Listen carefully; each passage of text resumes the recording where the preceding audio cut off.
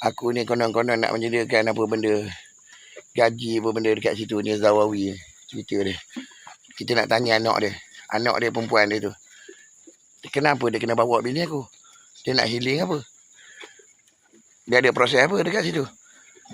Dan kita kena tanya berapa kali benda tu berlaku, dan macam mana benda tu berlaku. Mula-mula kena tanya macam mana benda tu berlaku, dan apa benda berlaku, kan? Lepas pada tu dia nak ceritakan dalam dekat situ, aku ni bercerai talak 3 lah, apa benda yang Rasmadi ni pula. Yang Rasmadi ni daripada awal lagi. Kita nak tanya. Ada satu portal tu tulis, kan, siasatan tu memang benar, memang benda tu jadi. Memang benda-benda tu berlaku, insya-Allah. Benda tu berlaku. Kan, proses healing tu. Kan, aku tak tahu. Sebab dia nak memalukan muka aku. Daripada aku malu pula lagi sekali sebab aku ketika tu aku tak ingat.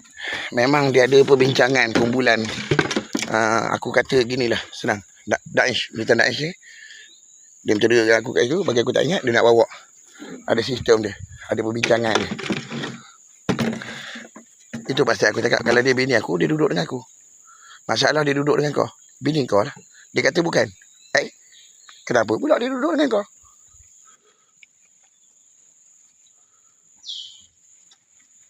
Aku nak tanya, dia duduk dengan kau, kenapa pula lembu, kerbau, ayam, utik, kain baju aku, kedai aku, korang masuk?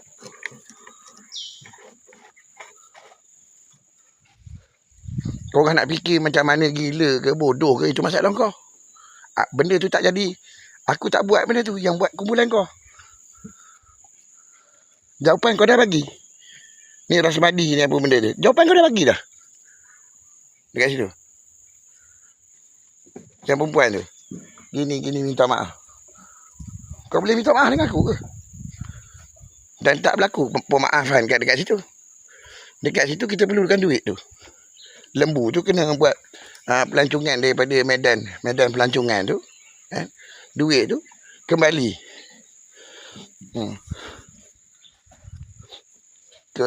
Kembali ke dalam akaun bank. Kembali ke jalan akaun bank tu. InsyaAllah. Kau bagi tahu dekat Rasmadi tu. Anak kau bagi tahu, suruh dia tengok video ni. Duit akaun bank aku dekat situ, kan? Dia kembali ke pangkal jalan akaun bank aku tu. Duit dalam akaun bank aku tu kembali. Yang hilang daripada akaun bank aku tu kembali ke pangkal jalan dalam akaun bank aku. Okey? Alright.